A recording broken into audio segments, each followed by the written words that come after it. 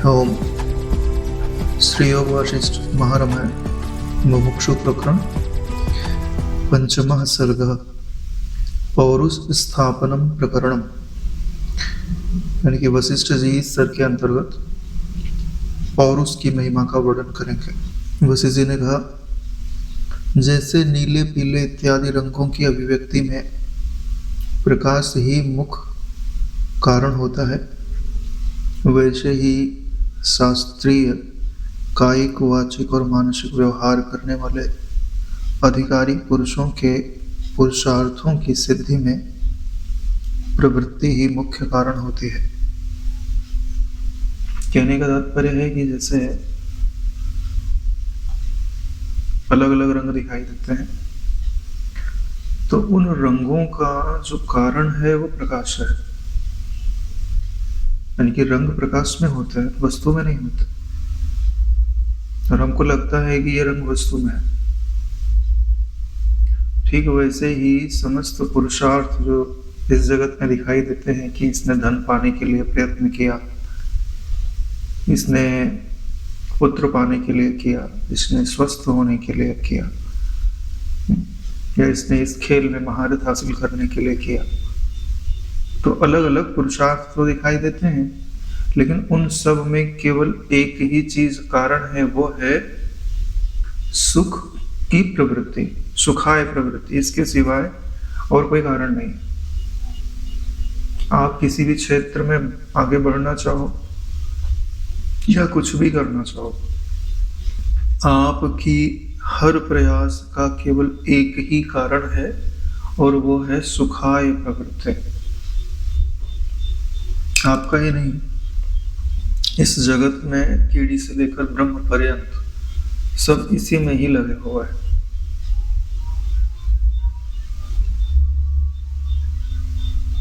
प्रवृत्तिरेव प्रथमम यथा शास्त्र विहारिणाम प्रभेव वर्ण भेदानाम साधनी सर्वकर्माणाम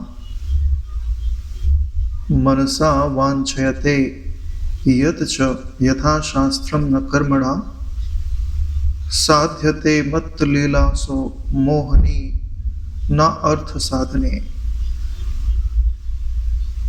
पुरुष जिस वस्तु की केवल मन से इच्छा करता है, मनसा वांछते यत च, यानी केवल मन से इच्छा करे, शास्त्र अनुसार कर्म से नहीं, यानी कि कर्म में प्रवृत्त ना हो, तो वह उन्मत्तों जैसी ही चेष्टा है, उससे कुछ सिद्ध नहीं होता। यानी मन से इच्छा तो कर रहा है, मनसा वांछते यत च यथा शास्त्रम न कर्मणा, लेकिन शास्त्र के अनुसार कर्म नहीं करता। यानी जैसे हम चाहते तो हैं कि हम दुख से, चिंता से, शोक से मुक्त हो जाएं, लेकिन वह मुक्ति का मार्ग जैसे शास्त्र और गुरु बता रहे हैं वैसा हम ना करें, तो क्या हम उस दुख से, उस चिंता से, उस परेशानी से मुक्त हो पाएंगे? संभव नहीं है ना। ये माया क्या कार्य करती है, ध्यान से देखो। आप अपने इस आसपास के लोगों में देखते जाओ, किसी को माया काम के पीछे भगा रही है। इतनी काम सुख की इतनी लालसा हो गई है कि वो रात दिन उसी के चिंतन में लगे रहते हैं। धन कमाते हैं तो भी धन उसी की तरफ उसी को पाने के लिए खर्च करते हैं। जो भी काम उनका रहता है, अब उसमें चाहे धर्म का पालन हो चाहे अधर्म हो, उन्हें वही सुख चाहिए। और कहीं मोह है। ये जो नेता आदि हजार हजार करोड़, 10-10 हजार करोड़ ले जाके स्विस बैंक में रखते हैं, उसका कारण क्या है? मोह। मेरे भाई, इतना धन तो है कि तुम्हारा परिवार कुछ ना करे तो भी बैठ के खा सकता है। अब बोले 7 पीढ़ी तक का ही है, उसके 8वीं पीढ़ी तुम्हारी भूखों मर जाए, तो उसके लिए जमा करते। और उन्हें पता नहीं है कि अगला जन्म में प्रकृति उठा के वहां तुमको पटकेगी, जिससे तुमने धन नोचा है वहीं जाके जन्म दे देगी। यानी जिससे तुमने धन छीना है वहीं ले जाके जन्म दे देगी। अब तुम अपने ही दरिद्रता का कारण तुम स्वयं हो गए। तुम क्या समझते हो, प्रकृति तुमसे बड़ी खिलाड़ी है नारायण। तुम जिसका स्वास्थ्य हर रहे हो आज, कल तुमको उठा के वहीं डाल दिया जाएगा। यानी तुम अपने दुख का कारण स्वयं होगे और तुम अपने सुख का कारण भी स्वयं ही हो। जैसे तुम्हारे पास आवश्यकता से अधिक धन है तो आप उसको सद्प्रवृत्तियों में बढ़ाने के लिए खर्च करते हो, तो फिर अगला जन्म मिलेगा तो तुम वही धन तुम बांट रहे हो, वही तुमको मिलेगा, 2 गुना होकर 3 गुना होकर। यानी कि आपको इस जगत के नियम समझने पड़ेंगे तो आप हर वस्तु प्राप्त कर सकते। नियम क्या है कि धरती से अगर तुम्हें कुछ पाना है तो बीज बोना पड़ता है। अब आप अगर बबूल का पेड़ बोओगे तो कांटे मिलेंगे, और आम का पेड़ बोओगे तो फल खाने को मिलेगा मधुर। अब क्या बोलते हो? ऐसे ही यह जो हमारा मन है, ठीक है, ये क्या है? भूमि। अब इसमें हम कौन सा चिंतन डालते हैं, वही चिंतन क्या हो जाता है? बीज। अब जो सांसारिक व्यक्ति है उसकी सोच कितनी सीमित, जितना आसपास देखता है उतने। अब आपको बताता हूं कि उत्तर प्रदेश में एक गांव है, वहां से एक आईएएस निकला। तो अगले 10 साल के अंतर्गत 25 आईएएस उसी गांव से निकले। क्यों ना रहे? 20 बढ़ गया ना। और जहां देखो तो दूर दूर तक कोई सिलेक्ट ही नहीं होता है। एक निकला ना तो सब ने देखा कैसे पढ़ा और कितना उसका प्रभाव है। हाँ, तो सब लगे थे। 25 आईएएस अगले 10 साल में उसी गांव से निकला। तो हम अपने मन के अंदर क्या डालते हैं? काम डालते हैं, क्रोध डालते हैं, भय डालते हैं। जैसे कई बार ऐसा होता है कि जैसे छोटा सा बच्चा है, वो बिल्कुल डरता नहीं है, लेकिन फिर माँ क्या करती है? वहां मत जाना, वहां भूत है, प्रेत है, नहीं तो बाबा पकड़ के ले जाएगा। ऐसी बातें डाल देते हो आप अनजाने में, और उनको भय बैठ जाता है और पूरे जीवन भर भय बना रहता है। मैं अपने घर की बात बताता हूँ। मेरे चाचा की लड़की थी और लड़का था। लड़की थी 3 साल की, लड़का था 12 साल का। हम लोग लाइट चले जाते, छत पे चले जाते, तो मैंने बोला कि यार प्यास लग रही तो पानी लेके आ जाओ। बोले मैं नहीं जाऊंगा अंदर तो भूत है। वो छोटी सी लड़की थी, बोले मैं लेके आती हूँ। वो गई किचन से, अंधेरे में पानी भर के ला लिया। 3 साल की है, उसको डर नहीं लग रहा। क्यों? संस्कार नहीं पड़े। ये सब संस्कारों का ही खेल है कि हमको किसी व्यक्ति से डर लग रहा है, किसी परिस्थिति से डर लग रहा है, या मृत्यु का भय है कि फिर मेरा क्या हो जाएगा, मेरे परिवार का क्या हो जाएगा। इसका कारण क्या है? संस्कार। यानी आपकी जो भूमि है, ठीक है, उसमें ऐसे बीज जाके पड़ गए जिनको नहीं पड़ना चाहिए था। भाई वैसे भी हम खेती करते हैं तो घास फूस तो अपने आप आ जाता है। अब करना ही, आपको निराई गुड़ाई करनी चाहिए ना। निराई गुड़ाई नहीं करोगे तो जो पोषक तत्व तुम उसमें डाल रहे हो, सब कौन खाएगा? खरपतवार खाएंगे, जिनसे तुमको अनाज मिलना चाहिए था नहीं मिलेगा। इसके लिए हमें हमारा मन क्या सोच रहा है, किस दिशा में जा रहा है, हमको निगरानी रखनी पड़ती है। उसमें जो उपयोगी नहीं है ना, उसको खोद के निकाल के वो चिंतन फेंकना पड़ता है। वही बात, उसी के लिए तुम योग वशिष्ठ पढ़ते हैं, उसी के लिए तुम गुरु जी का सत्संग सुनते हैं। भाई जब तक तुम सत्संग नहीं सुनोगे गुरु जी का, तब तक तुम्हारे चित्त के अंदर ये बात ही नहीं समझ में आएगी क्या उपयोगी है क्या अनुपयोगी है। भैया आत्मा है, ब्रह्म है, चेतन है, जड़ है, किससे जाना? गुरु जी से तो जाना। अगर हम गुरु जी की बात ना माने आज तो यतो भ्रष्ट ततो भ्रष्ट। माया तो चाहती ही है कि तुम नष्ट भ्रष्ट हो जाओ। भाई खेल क्यों बनाया जाता है? कि तुम पास ना हो। पेपर क्यों बनाया जाता है? तुमको पास करने के लिए थोड़ी बनाया जाता है। यानी वो एक अड़चन है कि भाई इससे ऊपर जाओगे तो तुम पास।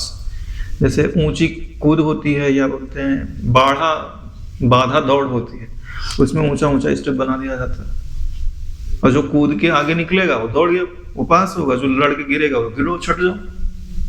तो माया ने ऐसे स्टेप बना के रखे हैं। अगर आप उस चिंतन को कूद के पार कर सकते हो तभी विजेता होगे।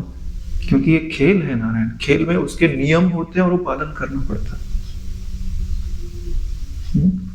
इसके लिए आपके चित्त में काम भी आएगा, क्रोध भी आएगा, लोभ भी आएगा, भय भी आएगा। कई बार एकांत स्थान हो जहां कोई ना हो और संस्कार डाल दिए जाए भूत प्रेत, क्या भय हृदय में जन्म लेता है। और उस समय उस भय से डरावनी कोई वस्तु नहीं होती। अरे वो आ जाए और मार डाले वो सही है, लेकिन वो भय की जो कल्पना होती है ना बड़ी भयानक होती। लेकिन जब तुमको ब्रह्म ज्ञानी गुरु मिल जाए तो प्रकृति की सीमा से पार ले जाने की सामर्थ्य देते हैं। क्योंकि तुम्हें पता है कि ये सब किस में प्रतिबिंबित हो रहा है, मन में। और मन क्या है? परिवर्तनशील। मैं क्या हूं? अपरिवर्तनशील। तो मन में प्रतिबिंबित किसी भी वस्तु का मुझ पर प्रभाव नहीं पड़ता। यह समझ तो रहे हो, लेकिन अपने भीतर इस समझ का प्रभाव उत्पन्न नहीं कर पा रहे हो। उसका सिर्फ एक ही कारण है, क्या? मैं दुखी हूं, मैं भयभीत हूं। इस विचार को तुम दोहरा रहे हो। मैं असंग हूं, मैं बलवान हूं, मैं सम हूं, गुरु की सामर्थ्य मेरे पास है। इस विचार को दोहरा नहीं रहे हो। एक ही कारण है, कोई कारण नहीं। आप जिसका पक्ष लोगे वो बढ़ जाएगा। ज्ञान का पक्ष लोगे ज्ञान बढ़ जाएगा, अज्ञान का पक्ष लोगे अज्ञान बढ़ जाएगा। इसमें कोई कुछ नहीं कर सकता, क्योंकि यह स्वतंत्रता आपको मिली है। नहीं तो आपको मनुष्य क्यों बनाया जाता? मनुष्य इसीलिए बनाया गया है कि यहां सब कुछ आपकी सम्मति से होता है। तभी तो अभी तक आप मुक्त नहीं हुए। नहीं तो जिस दिन आप गुरु जी की शरण में आए थे उस दिन गुरु जी सिर पे हाथ रखते आप मुक्त हो जाते। और चाहते भी तुम्हें कि आप मुक्त हो जाओ, लेकिन उन्हीं का एक नियम है कि जब तक तुम नहीं चाहोगे तब तक वो घटना नहीं घटे। गुरु कृपा तो है, लेकिन हमारी आत्म कृपा कहाँ है?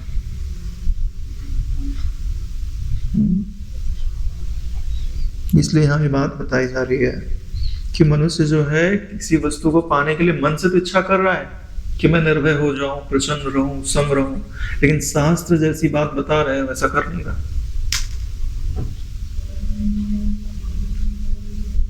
तो यह उन्मत्तों की चेष्टा है। उन्मत्त समझ रहे हो ना? पागल व्यक्ति, जिसकी बुद्धि ठीक से विचार ना कर पा रही, उसको नदी के पार जाना है तो क्या करेगा? केले का पत्ता लाए, बोले पानी में डालूंगा तो तैर जाएगा ये।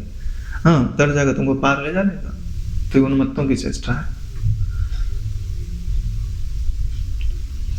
वह पुरुषार्थ का साधन नहीं, वरन मोह का ही साधन होता है। जो जैसा यत्न करता है वैसा ही फल पाता है। यानी आज आपके हृदय में जो भी घटित हो रहा है वो आपके यत्नों का फल है। जैसा यत्न कर रहे हो वैसा मिल रहा है।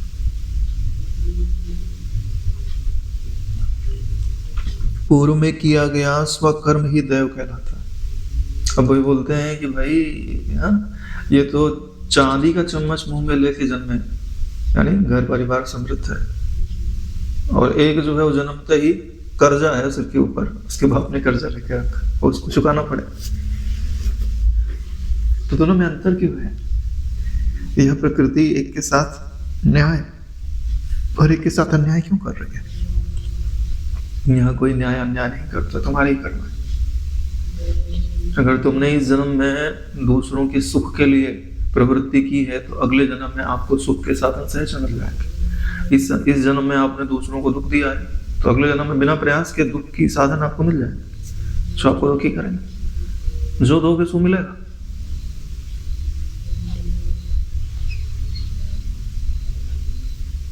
इसी को दैव कहते हैं, यानी आपका पूर्वकृत कर्म अभी का भाग्य है।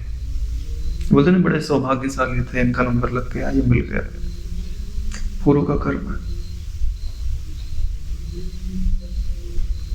अतः पौरुष ही देव है। अपने आप साहित्य भी तो है, पुरुषार्थ परम देव। बिना पुरुषार्थ के कुछ प्राप्त नहीं होता।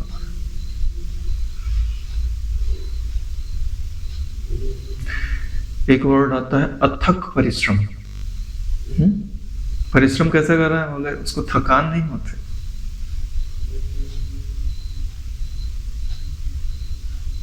बोले वो सपना सपना ही नहीं जो तुम्हारी नींद में उड़ाते।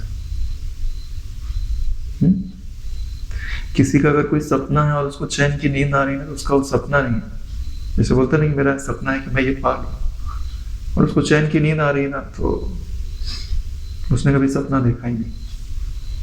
सपना वो नहीं है जो तुमको नींद में आता है, सपना वो है जो आपकी नींद उड़ा देता है।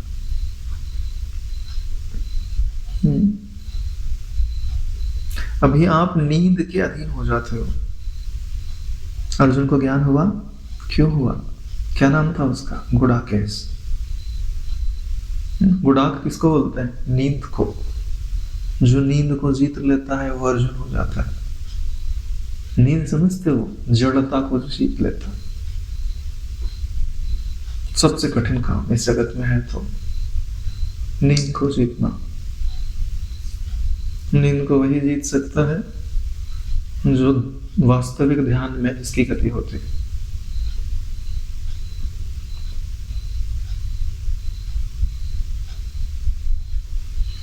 अतः पौरुष ही देव है। अंतर सिर्फ इतना है कि पूर्व कृत कर्म की दैव अथवा अदृष्ट अथवा अपूर्व संज्ञा है। यानी जो पहले का किया हुआ कर्म है उसी को आप प्रारब्ध कह दो, दैव कह दो, भाग्य कह दो, अदृष्ट कह दो या अपूर्व कह दो। जैसे आप पुण्य करते हो तो पुण्य का जो फल है वो आगे जाके मिलता है ना, इसको क्या कहते हैं? अदृष्ट, दिखाई नहीं दे रहा लेकिन आगे मिलता है। पाप का फल अभी पाप ही कर रहा है लेकिन उसका बल बढ़ रहा है क्योंकि पहले का कर्म है, और अभी का आएगा तो धराशायी हो जाएगा। बड़े बड़े लोग धराशायी हो गए नारायण। शास्त्र अनुमोदित कर्म परमार्थ वस्तु के प्राप्ति का हेतु है। अब आपको कर्म कौन से करने चाहिए? बोले जो शास्त्र कहते हैं, गुरु कहते हैं, परंपरा से जो श्रेष्ठ कर्म प्राप्त होते हैं वो करने योग्य होते हैं, लेकिन उनमें भी वो कर्म श्रेष्ठ हैं जो परमार्थ वस्तु की प्राप्ति कराते हैं।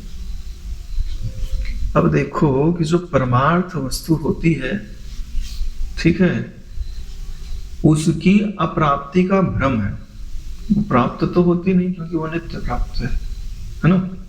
जैसे आकाश जो तत्व है वो तो आपको नित्य प्राप्त है ना। तो तुम्हारी आंख के आगे पीछे ना, नाक में, तुम्हारे मुंह में, अभी जो अब कान में ध्यान से देखो, कान में आकाश है, उसी आकाश में तरंगे जा रही, वही आपको आपका मस्तिष्क ग्रहण कर रहा है। तो क्या है? आकाश है तो आकाश नित्य प्राप्त है ना आपको। लेकिन जब संबित बनेगी कि आकाश है तब महसूस होगा कि आकाश मुझे नित्य प्राप्त है। ठीक वही चीज इसमें भी करना है कि आकाश के साथ ज्ञान मिला तो बन गया चिदाकाश, और चिदाकाश ही चिदाकाश है। इसके लिए जिन्हें तत्व ज्ञान पाना होता है उनके लिए अपने शरीर का ध्यान करना होता है। जो अपने शरीर का ध्यान नहीं करते वो तत्व ज्ञानी नहीं होता। पहला चरण, आपको अपना सिर दिखना चाहिए, अपना हाथ दिखना चाहिए, अपना पांव दिखना चाहिए, अपनी पीठ दिखनी चाहिए। तभी तो कहोगे कि यह मैं नहीं हूं। अगर यह नहीं कर पा रहे तो अध्यास तो तुम्हारा बना ही हुआ। मन के द्वारा इस शरीर से लो जो, यानी एक कदम पीछे हट गया ना। तुम्हारा जो मानस शरीर है वो क्या है? पूरा ब्रह्मांड। सच बात बता रहा, ये जो तुम सूक्ष्म शरीर निकालते हो ना, यह मानस शरीर का सिर्फ एक छोटा सा कण मात्र है। तुम एक सूक्ष्म शरीर नहीं, 1 से 1000 सूक्ष्म शरीर बना सकते हो। गुरु जी ने तो 2-3 बना के दिखाई है, घटनाएं तो घटी। और कृष्ण तो कितने सारे गोप गोपियों के रूप में बन गए, और अपने यहाँ तो कहा ही जाता है को हम भूष्यामि। वही तो हुआ है। तो यह जो पूरा ब्रह्मांड है ये आपका ही मानस शरीर है, आपके मन की अभिव्यक्ति है। तो इसका मतलब है कि आप केवल इसी देह में थोड़ी ना हो, पूरे ब्रह्मांड में हो ना। आपको देखने के लिए स्थूल नेत्र की जरूरत नहीं है। आप सपना कौन सी आंख से देखते हो?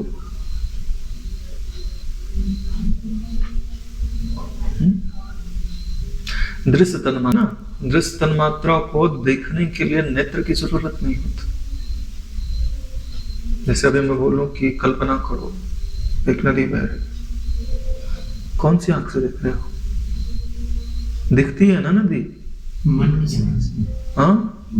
हाँ, मन की आंख से। लेकिन वो आंख कितनी बड़ी है?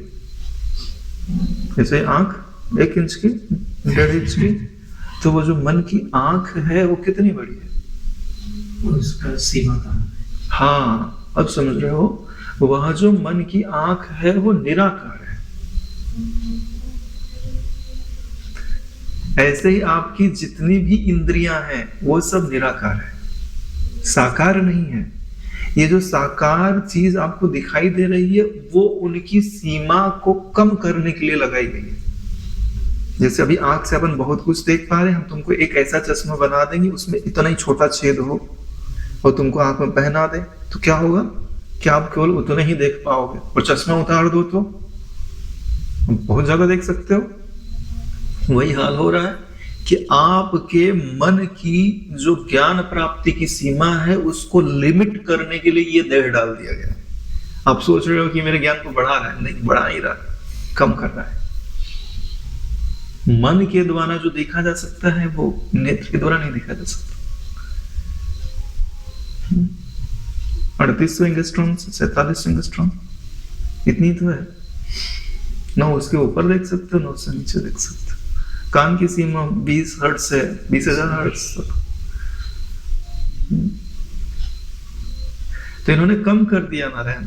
इसीलिए सूक्ष्म जगत में जो ज्ञान प्राप्त होता है, एक प्रेत को भी आपसे ज्यादा ज्ञान होता है। क्यों?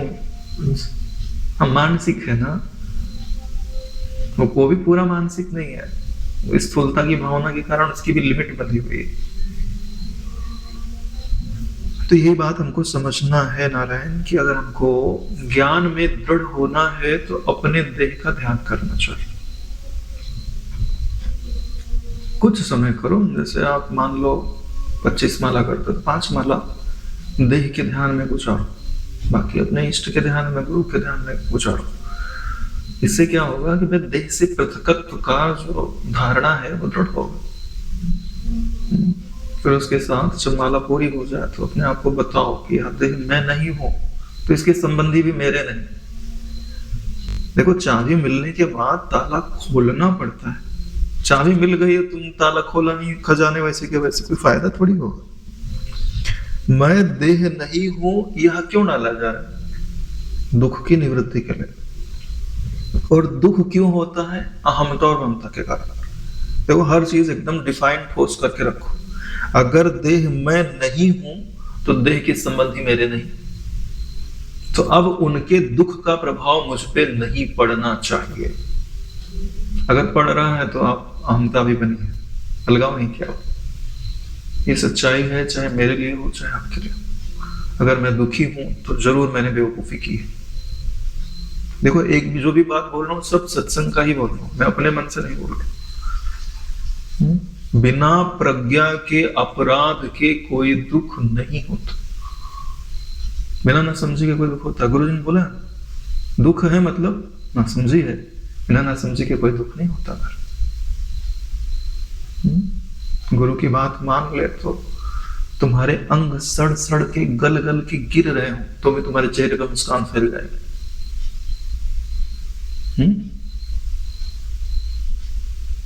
गुरुजी नहीं बताते, वो महात्मा थे, बैठे थे, हाँ, वो अंग में फोड़ा हो गया था, कीड़े नीचे गिर रहे तो उठा के डाल रहे।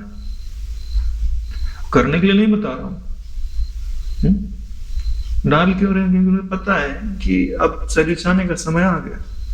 ठीक है, इनको रहना रहे, गिरना गिरे, मौज है उनकी। कितनी बड़ी हिम्मत चाहिए ना रहे, ये कोई मामूली चीज थोड़ी ना है, बहुत बड़ी चीज। जिस देह को हम संभालने के लिए इसको कुछ ना होगा कितना प्रयास करते, यानी शरीर से कितनी पृथकता, उस पृथकता में कितनी निष्ठा नहीं होती।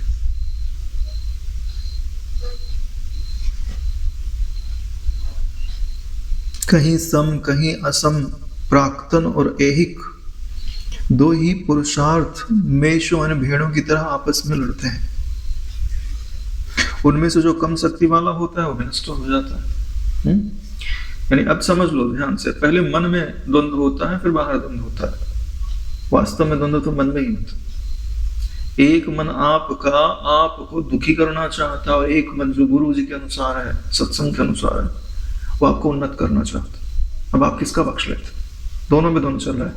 कभी इसका पलड़ा भारी हो जाता है, कभी इसका। जब गुरु जी का पलड़ा भारी तो मन में समता है, प्रसन्नता है, आह्लाद है, सामर्थ्य है। और जब मन मुक्ता का पलड़ा भारी हो जाता है तो दुखी, चिंतित, परेशान, अब नहीं होगा मुझसे, हाँ अब ईश्वर नहीं मिलने वाला मुझे। सीधा सा गणित है, लिखा है शास्त्रों में। तो अब आप किसको बल प्रदान करते हो, वो जीत जाए। अतः पुरुष को शास्त्र प्रयास द्वारा साधु संतों के सत्संग से वैसा ही उद्योग करना चाहिए जिससे कि इस जन्म का पौरुष पूर्व जन्म के पौरुष को यथाशीघ्र जीत ले। भाई ये जन्म क्यों हुआ कि पूर्व के जन्म में मैंने वो संस्कार नहीं कमाए ब्रह्मत्व वाले, इसलिए तो जन्म हुआ। तो इस जन्म में मैं ब्रह्मत्व के ऐसे संस्कार कमा लूं कि सारे जीवत्व के संस्कार बाधित हो जाए। मैं दुखी, चिंतित, परेशान कब रहूंगा? मैं जिसके पास बैठ जाऊं उसका दुख निवृत्त हो जाना चाहिए, उसका भय भाग जाना चाहिए। और यहाँ मैं ही चिंतित, दुखी, परेशान। भैया ये हमारे गुरु का नाम खराब कर रहा है, नहीं? अरे भाई, जैसे हम पढ़ते थे तो कहीं जाते हैं तो अगर हम प्रश्नों का सही उत्तर देते, पूछते भी कौन से विद्यालय से आए हो, हाँ तो उस विद्यालय का नाम होता है ना। तो ठीक है, ऐसे कहीं जाओगे संत सम्मेलन आदि में, हाँ, चर्चा हो रहेगी, तो तुम अगर ऐसा उत्तर देते हो जो कोई किसी को नहीं आता, तो मान किसका पड़े? तुम्हारे गुरु का। और तुमने नहीं कर पाए तो बोलेंगे गुरु ने कुछ सिखाया है। भाई गुरु तो सब सिखाते हैं, हम सीख नहीं पाए, लेकिन नाम खराब तो करते हैं ना। वही बात यहाँ पे आती है कि पूर्व जन्म के जो जीवत्व के संस्कार हैं उन्हें अभी के प्रबल पुरुषार्थ के द्वारा ब्रह्मत्व के संस्कारों से जीत लेना चाहिए। सम विषम, अपना और दूसरे का पुरुषार्थ दोनों मेढ़ों की भांति लड़ता है। मेढ़ा समझते हैं ना? भेड़ होती ना, भेड़, भेड़ में जो जेंट्स होते हैं, भेड़ा, उसी को मेढ़ा बोलता है। और गजब लड़ता है। उनके सिर बड़े मजबूत होते हैं और दूर से दौड़ के आते हैं और दोनों सिर लड़ाते हैं। कई मेले वेले में होता भी है, उनका लड़ाई भी होती है। तो जो शक्तिशाली होता है वो दूसरे को पछाड़ देता है और वही विजयी होता है। जहां शास्त्र अनुमोदित पौरुष के संपन्न करने पर भी अनर्थ मिलता है, वहां पर अनर्थकारी स्वपौरुष को ही शक्तिवान जानना चाहिए। यानी कि आप शास्त्र अनुमोदित कर्म तो कर रहे हो, लेकिन आपका भला नहीं हो रहा। इसका कारण क्या है कि आपका पहले का उल्टा जो पुरुषार्थ है वो हावी है। अपने श्रेष्ठ पौरुष का आश्रय लेकर दांतों से दांत पीस रहे पुरुष को अपने शुभ पौरुष द्वारा विघ्न करने हेतु तत्पर पूर्व जन्म के अशुभ पौरुष को जीत लेना चाहिए। दांतों से दांतों को पीस कर जितनी पूरी ताकत है, पूरी ताकत लगा दो, हाँ, कि इस विचार को मैं अपनी चित्त भूमि से उखाड़ कर फेंक दूंगा, जो मुझे कायर बना रहा है, जो मुझे दुखी कर रहा है, जो मुझे चिंतित कर रहा है। सत्संग में आपने सुना होगा, आप मुझे बता रहे थे, बोले नारायण है, जब उसके मन में कभी कुछ विक्षेप आ जाता तो सुबह उठेगा 2:30 बजे, हाँ, खूब आसन प्राणायाम करके पद्मासन लगा के, और जितना प्राण भर की सारी मलिनता जो इकट्ठा हुई है सब निकाल के फेंक देता, फिर उसी में बराबर स्थित हो जाता। सुना आपने? सुना तो होगा ना पहले की सत्संग आदि में। अब तो वो सत्संग नहीं लगता है, बहुत सारी बातें तो एक ही बार सुनने को मिलती है, फिर सत्संग कहीं चला जाता है। तो वही तो पुरुषार्थ है। देखो, आप अगर अपने प्राणों की गति बदल सको तो आपके विचार अपने आप बदल जाए। इसलिए तो बोलते हैं कि नागो जी ने भी नहीं बताया कि जब चित्त मलिन होने लगे तो उछल कूद करो, दौड़ो भागो, कि प्राणों की गति बदले। वैसे भी ध्यान करने के लिए उसके पहले खूब इतना दौड़ो भागो कूदो की जितनी शरीर के अंदर ताकत है। अब इतना थक जाओ कि अब बैठने के बाद मन पूरित ना हो। देखो, आपको गहरी शांति का अनुभव होगा। क्यों? क्योंकि आपको विक्षेपित कौन करता है? ये स्थूल शरीर। और ऊपर से विक्षेपित क्यों करता है? क्योंकि प्राणों में गहराई नहीं है। प्राण जहां तक भीतर तक जाने चाहिए, हर कोशिका तक जाने चाहिए, तो हर कोशिका में उनका उतना स्पंदन नहीं हो पाता।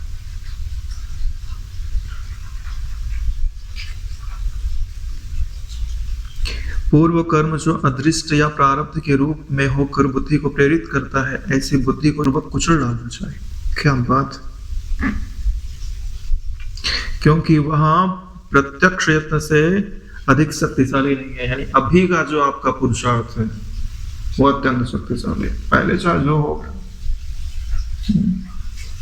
मेटत कठिन कुअंक भाल लिखे, हाँ, चाहे जैसे कुअंक लिखे हुए हो, आपके अंदर इतना बल होना चाहिए कि मैं उसको बदल डालूंगा। पुरुषार्थ की बड़ी महिमा है नारायण।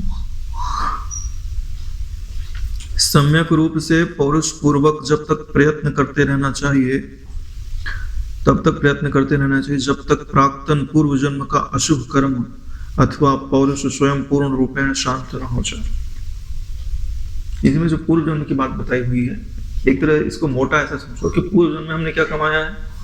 जीवत्व कमाया है, नाना प्रकार की ममता कमाई है। अभी जन्म में ब्रह्मत्व का इतना पुरुषार्थ होना चाहिए कि वो सब बाधित हो जाए, पराजित हो जाए। दुखी होना ये ब्रह्म का स्वभाव है कि जीव का? जीव का स्वभाव। देखो, दुख आना बुरा नहीं है, दुख आना बिल्कुल बुरा नहीं है। क्यों? क्योंकि भाई अंतःकरण है, संस्कार है, आएंगे। लेकिन उनसे गले लगना अपराध है। मैं दुखी हूं यह वृत्ति बनाना अपराध। दुख है, कोई बात नहीं, दुख है, क्या कर सकते, प्रारब्ध है, चिंतना है। लेकिन मैं दुखी हूं और फिर दुख को बढ़ाने लग गए, ये क्या होगा, ये कैसे हटेगा, ये फिर उसी चिंतन में बहते गए। छोड़ो, दृश्य है तुम्हारा। गुरु के ज्ञान का आदर करो। बोलो कि मैं अपने गुरु के ज्ञान का अनादर नहीं करूंगा। जिसको नष्ट होना है वो नष्ट हो जाए, शरीर को नष्ट होना नष्ट हो जाए, लेकिन मैं अपने गुरु के ज्ञान का अनादर नहीं करूंगा। ये अपने बात हृदय में दृढ़ता से बोलना चाहिए। देखो यार, मरे से तो काम बिल्कुल ही नहीं होता। दृढ़ता से उद्घोष करना चाहिए। जीवन रसायन में नहीं आता है। एकांत में पेड़ के नीचे पड़े हैं, भूख प्यास से प्राण व्याकुल हो रहे, अब लगा कि अब प्राण छूटेगा, लेकिन फिर से भीतर से वही ध्वनि गूंजनी चाहिए, जिसकी कभी मृत्यु नहीं होती, वही मैं हूं। और यह बोलते ही चेहरे पे मुस्कुराहट फैल जानी चाहिए। नारायण, इस जन्म के गुणों से पूर्व जन्म के सभी दोष निश्चित ही विनष्ट हो जाते हैं, इनमें कोई संशय नहीं होता। क्योंकि कल का दोष अजीर्णता, आज के व्रत उपवास आदि अन्य शुभ कर्मों द्वारा समाप्त हो जाते हैं। दृष्टांत है, कल ज्यादा खा लिया, आज उपवास कर लो। कल का मलिन चिंतन है तो आज शुभ चिंतन कर लो। बाधित करना इसी को तो बोलते हैं, काट के फेंक देना, बाधित कर दिया। जैसे लाइट की सप्लाई आ रही है और आपका जो एप्लीकेशन है वो खराब हो गया, अप्लायंस खराब हो गया, हाँ तो लाइट काट दो बीच से, लाइट यहाँ तक नहीं पहुंचेगी, इसको खराब नहीं करेगी। बाधित करना, रोक देना, पांग बना देना, उसी को तो बोलता है।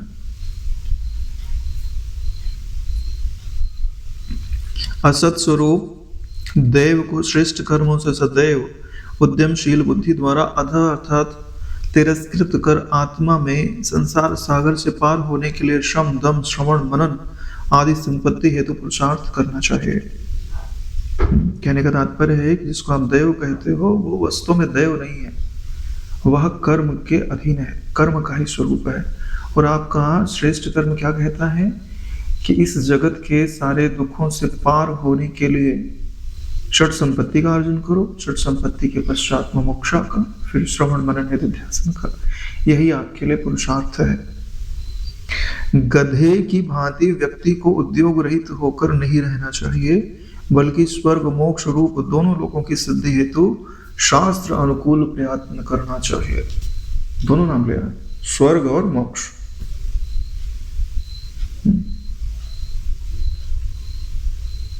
स्वर्ग के साथ एक वर्ड आता है अपवर्ग। अपवर्ग मुक्ति को बोलता है, मोक्ष को बोलता है।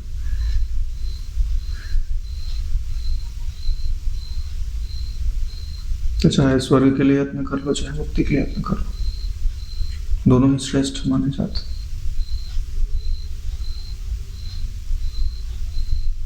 अच्छा ये बताओ, स्वर्ग में व्यक्ति कैसे जाता? पुण्य कर्मों से। पुण्य कर्म किसे कहते?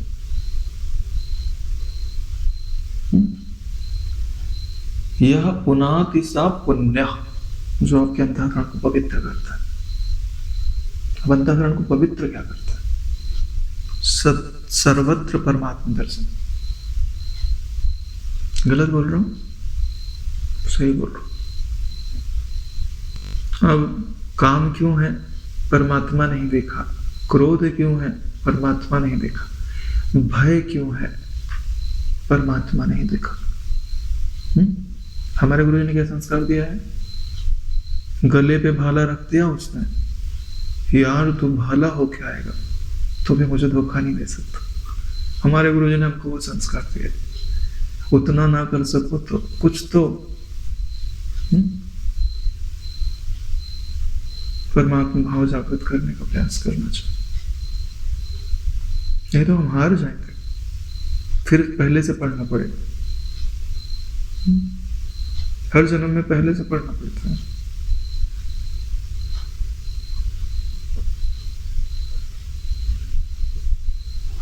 क्या वर्ड लिखा? बोले गधे की तरह उद्योग रहित नहीं रहना चाहिए। जो गधा होता है ना, गधा कम मेहनत थोड़ी करता है, लेकिन अपनी बुद्धि से नहीं करता, इसलिए उसका फल नहीं मिलता। वो घर तो बनाता है लेकिन दूसरे के रहने के लिए। हाँ, ईंट, आजकल तो ट्रैक्टर आ गया, नहीं तो पहले खच्चर पे गधे पे ही तो ढोया जाता था। रेती है, ईंट है, सब उसी के पेट पर डाल के ढोते थे। जैसे शत्रुओं के पिंजड़े से सिंह पुरुषार्थ करके निकल जाता है, वैसे ही पौरुष रूपी उपाय का आश्रय लेकर इस जगत रूपी गर्त से यथाशीघ्र बाहर निकल जाना चाहिए। यही वास्तविक पुरुषार्थ। पिंजड़े में फंस गया शेर, तो उसको पूरा बल लगा के पिंजरा तोड़ डालना चाहिए और मुक्त हो जाना चाहिए। ऐसे ही हम जिस गड्ढे में गिर गए हैं वहां से प्रयास करके निकल जाना चाहिए। गड्ढा किसका है? यह देह मैं हूं, देह के संबंधी मेरे हैं। अब इनकी अनुकूलता सदा कैसे बनी रहेगी? ये बीमार न हो जाए, इनका धन बना रहे, इनके पुत्र परिवार बने रहे, मेरा शरीर बना रहे। बना तो नहीं रहेगा, तुम कितने चाहो, नहीं ना रहे।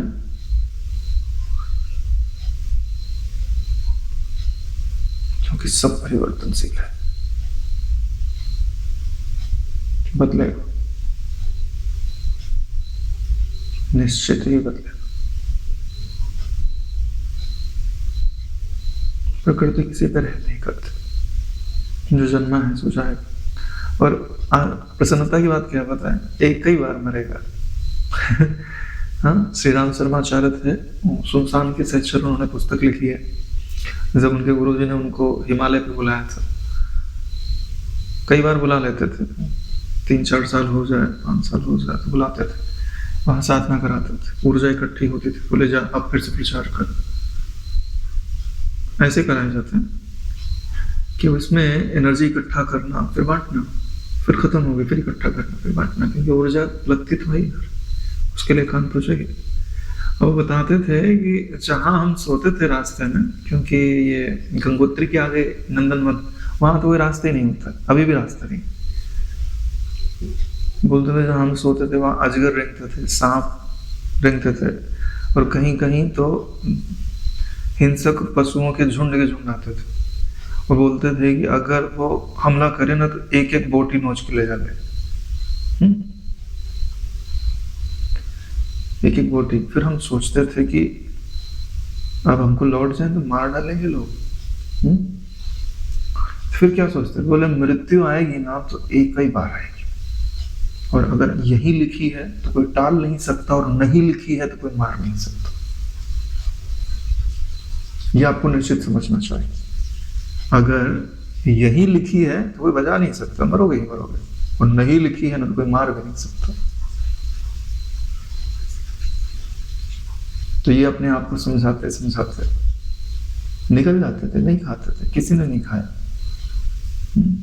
और जब पहुंचते हैं गुरु जी के पास वहां पे, तो गुरु जी क्या बोलते हैं, हर कदम पर मैं तुम्हारे सारे विचारों को देख रहा था। कोई बड़ा काम, बड़ी चीजें मिलती हैं, ऐसे थोड़ी मिलती हैं। अभी हम आत्मज्ञान का काव्य नहीं जानते। अभी तो हमारे मन में कोई भी विचार आ जाए, चलता है, मन का है, आया गया, कोई बात नहीं, अपन तो साक्षी है, परमात्मा, इनसे अपना कोई संबंध नहीं है। लेकिन जब बड़ी जिम्मेदारी दी जाती है तो उसका रिस्पॉन्सिबिलिटी कैसी होती पता है, तुम्हारे मन में विचार तक नहीं आने चाहिए, इतना नियंत्रण। क्योंकि चीजें इस जगत में परिवर्तन मन से तो किया जाता है, तो मन को योग्य बनाया जाता है।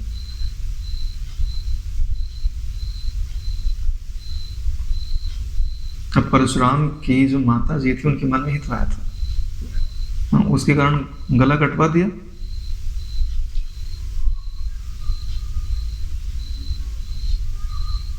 कलयुग में माफ है, क्योंकि कलयुग में आदमी बहुत नीचे आ गया।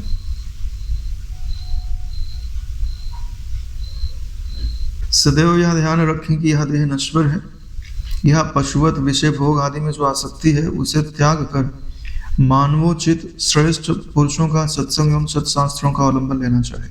क्या बात है। यह देह नश्वर है, इसके लिए जो पशुवत आसक्ति है या पशुवत जो विचार है, जो हमें दुख की ओर, चिंता की ओर, भय की ओर ले जा रहे हैं, उनका आश्रय नहीं लेना चाहिए। किसका आश्रय लेना चाहिए? जो श्रेष्ठ पुरुष हैं उनका सत्संग लो, सत्संग करो, सत्शास्त्रों का अवलंबन लो। घर में स्त्री अन्न जल आदि द्रव्य एवं कोमल पदार्थों के स्वाद में घाव में स्थित पीव की कीट की भांति फंसकर अपने यौवन को व्यर्थ नष्ट नहीं कर देना चाहिए। शुभ पौरुष से शुभ फल की प्राप्ति एवं अशुभ पौरुष से अशुभ फल की प्राप्ति होती है। पूर्व जन्म के शुभ एवं अशुभ कर्म के सिवाय दैव नाम की अन्य कोई वस्तु नहीं है। जो प्रत्यक्ष प्रमाण का त्याग कर अनुमान प्रमाण का आश्रय लेता है, वह अपनी ही भुजाओं को सर्प जानकर डरते हुए भागता है। सात बात, प्रत्यक्ष प्रमाण है तो अनुमान का सहारा नहीं लेना चाहिए ना। है बात समझ में आ रही?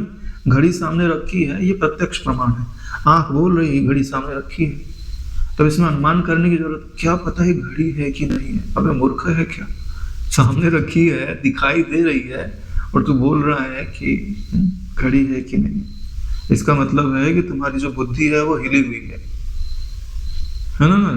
जो प्रत्यक्ष प्रमाण जिस चीज का देते हैं उसके लिए अनुमान की जरूरत ही नहीं होती। इसका मतलब क्या है? तुम अपनी ही भुजाओं को सर्प समझ करके उनसे दुखी हो रहे हो, डर रहे हो, भयभीत हो रहे हो।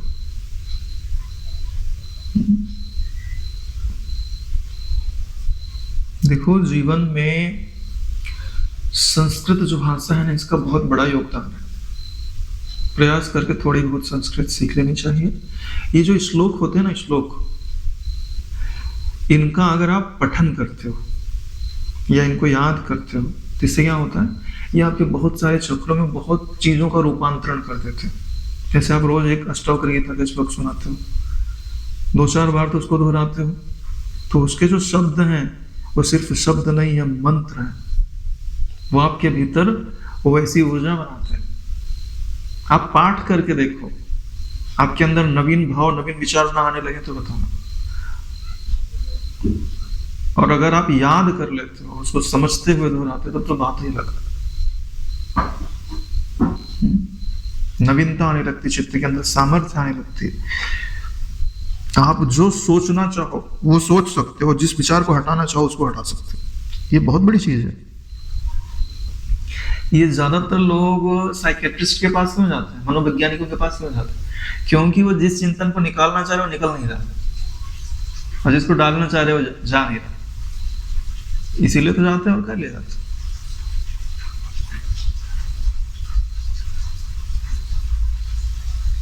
पौरुष द्वारा ही विश्वामित्र आदि श्रेष्ठ लोगों ने पुरुषार्थ की अर्चना की।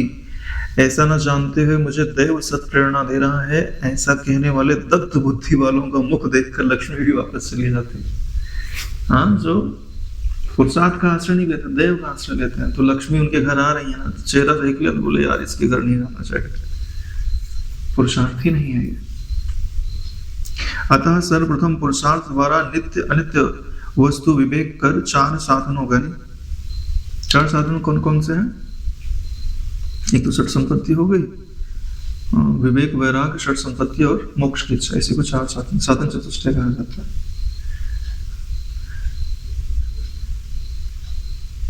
या शम संतोष विचार और सत्संग, इसको विचार साधन कहा जाता है। आत्मज्ञान रूपी उत्तम अर्थयुक्त शास्त्रों का चिंतन करना चाहिए। शास्त्र अनुरूप श्रवण मनन आदि चेष्टाओं से परमार्थ भूत आत्म तत्व का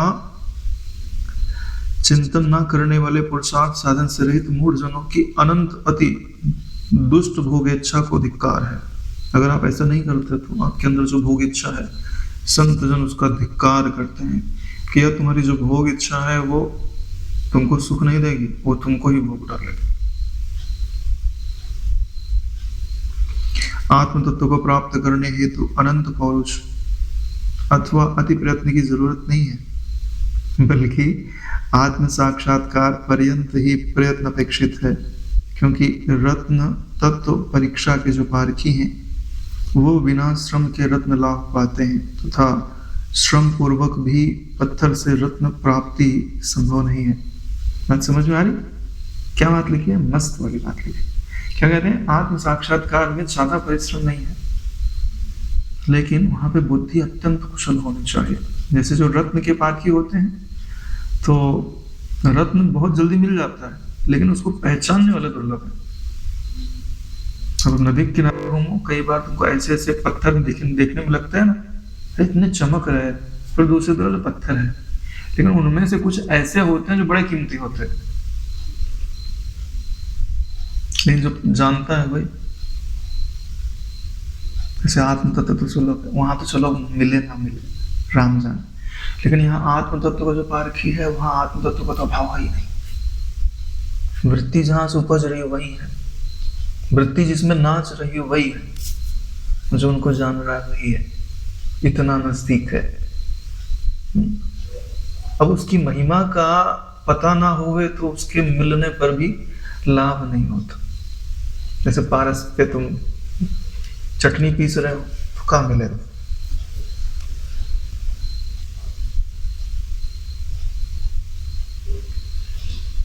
जैसे घट यानी घड़ा जल से परिमित है, पट यानी वस्तु लंबाई चौड़ी आदि परिमाण से परिमित है, वैसे ही पुरुष प्रयास की अवधि भी तत्व का साक्षात्कारात्मक ज्ञान है।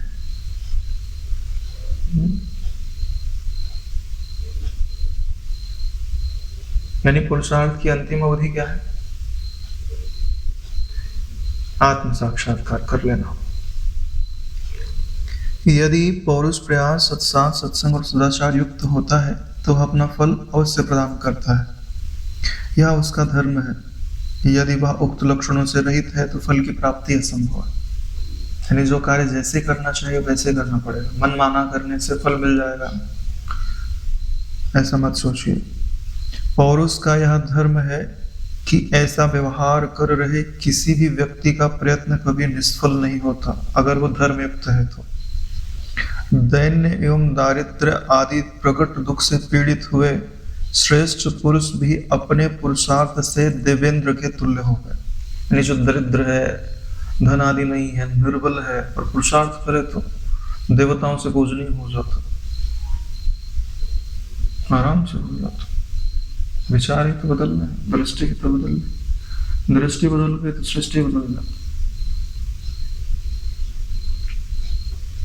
बाल्यकाल से लेकर अच्छी तरह से अभ्यस्त शास्त्र सत्संग आदि गुणों द्वारा पुरुष प्रयत्न से स्वार्थ अर्थात तत्व साक्षात्कार की प्राप्ति होती है।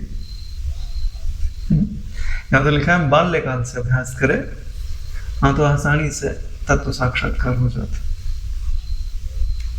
हाँ, कलयुग में तो भैया मोबाइल मिल जाता है, बाल्यकाल से काहे का सत्शास्त्र का अभ्यास करेगा।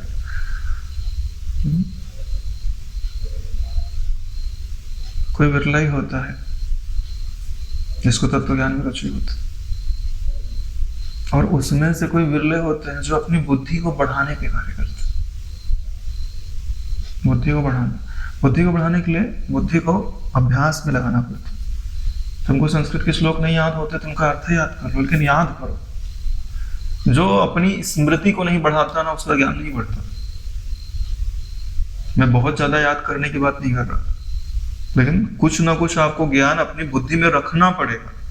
नहीं रखोगे तो कुछ नहीं होगा महाराज। भले आप मेरे को 10 गाली दो, लेकिन सच्चाई बता रहा हूं। आज आप समस्या में हो तो क्यों हो? क्योंकि आपकी स्मृति में आत्म तत्व का ज्ञान नहीं। सुना है, समझा है, लेकिन स्मृति में नहीं है ना। और अर्जुन ने क्या बोला? नष्टो मोह स्मृति लब्ध्वा, स्मृति में होना चाहिए।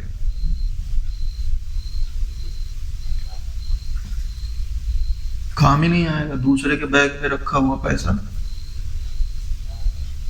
पुस्तक में लिखी हुई विद्या ठीक है, और घर पे रखी हुई दवाई, जहां तुम बीमार हो वहां दवाई होनी चाहिए।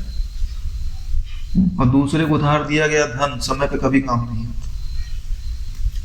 अचानक बीच बीच में किए शास्त्र सत्संग आदि से उसकी प्राप्ति नहीं होती। अगर अचानक कर लिया तो ऐसे थोड़ी तुरंत ज्ञान हो जाए। बाल्यकाल से अभ्यास करना पड़ता है, ऐसा लिखा है यहाँ। जीवन मुक्त हम सभी ने इस तथ्य को प्रत्यक्षतः अनुभूत किया है। वशिष्ठ जी का कहना है, सुना एवं साधनों द्वारा उसे उपार्जित किया है। जो उसे देव अधीन बताते हैं वे दुर्मति और विनष्ट होने वाले हैं। देव के अधीन नहीं है नारायण, पुरुषार्थ के अधीन। यदि इस जगत में आलस्य ना होता तो ऐसा कौन है जो बहुत धनवान अथवा बहुत विद्वान ना होता? क्या बात है। अगर आलस्य ना होता तो सभी धनवान होते और सभी विद्वान होते। यह बात निश्चित ही है।